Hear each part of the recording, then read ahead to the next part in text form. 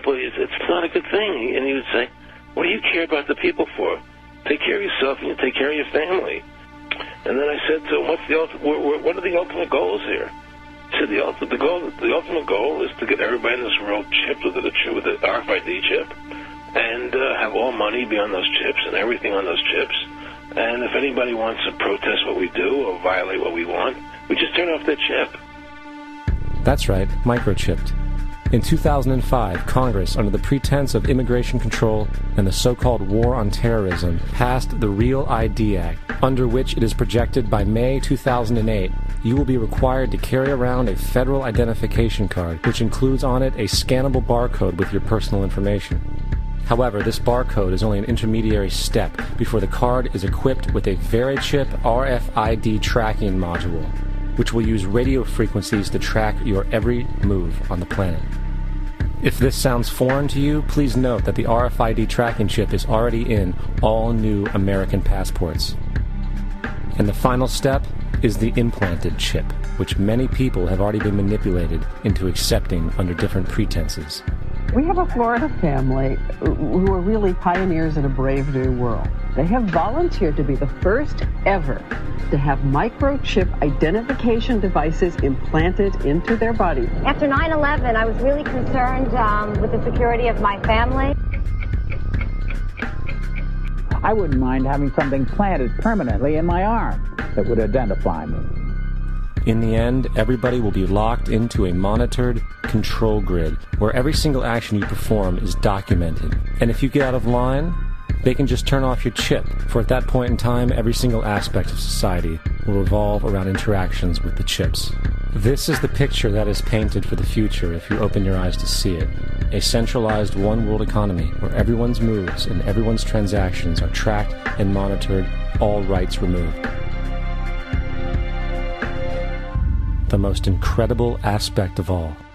These totalitarian elements will not be forced upon the people. The people will demand them. For the social manipulation of society through the generation of fear and division has completely detached humans from their sense of power and reality.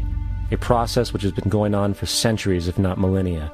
Religion, patriotism, race, wealth, class, and every other form of arbitrary, separatist identification and thus conceit has served to create a controlled population, utterly malleable in the hands of the few. Divide and conquer is the motto, and as long as people continue to see themselves as separate from everything else, they lend themselves to being completely enslaved. The men behind the curtain know this, and they also know that if people ever realize the truth of their relationship to nature and the truth of their personal power, the entire manufactured zeitgeist they prey upon will collapse like a house of cards.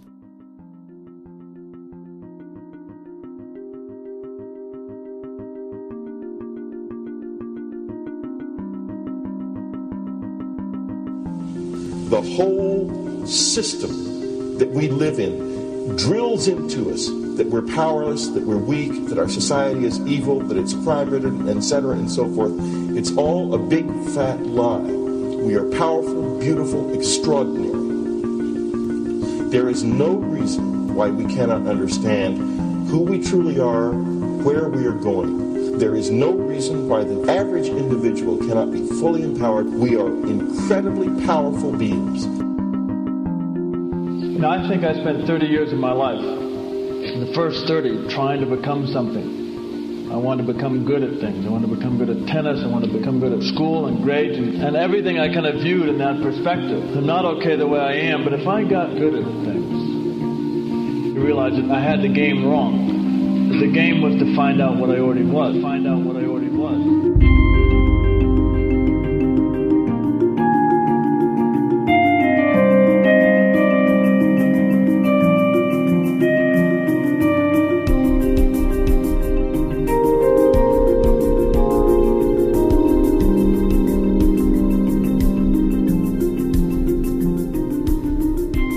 Now, in our culture, we've been trained for individual differences to stand out. So you look at each person, immediately it is brighter, dumber, older, younger, richer, poorer, and we make all these dimensional distinctions, put them in categories and treat them that way. And we get so that we only see others as separate from ourselves in the ways in which they're separate. And one of the dramatic characteristics of experience is being with another person and suddenly seeing the ways in which they are like you, not different from you. And experiencing the fact that which is essence in you and which is essence in me is indeed one. The understanding that there is no other. It is all one. And I wasn't born Richard Alpert. I was just born as a human being. And then I learned this whole business of who I am and whether I'm good or bad or achieving or not. All that's learned along the way.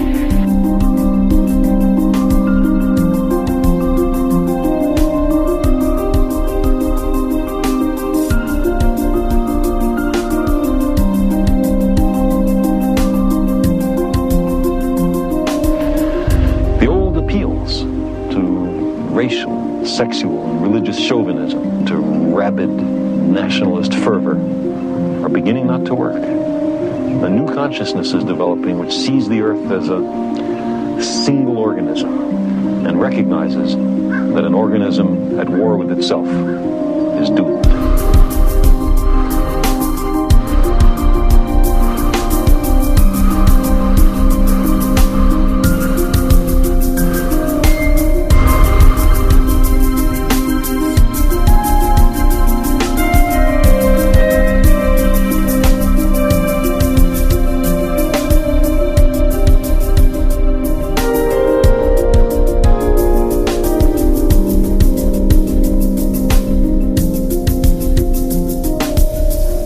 Bill Hicks used to finish his shows with this.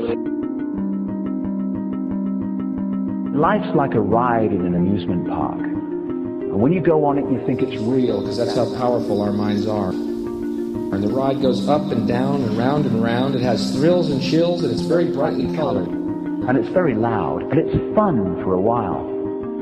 Some have been on the ride for a long time, and they begin to question, is this real, or is this just a ride? And other people have remembered, and they come back to us and they say, hey, don't worry. Don't be afraid ever. Because this is just a ride. And we kill those people. Shut him up. I've got a lot invested in this ride. Shut him up. Look at my furrows of worry. Look at my big bank account. My family. This has to be real. It's just a ride. But we'll kill those good guys who try and tell us that. You ever notice that? And let the demons run amok? But it doesn't matter, because it's just a ride, and we can change it anytime we want.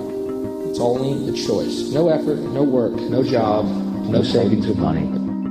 Just a choice right now between fear and love.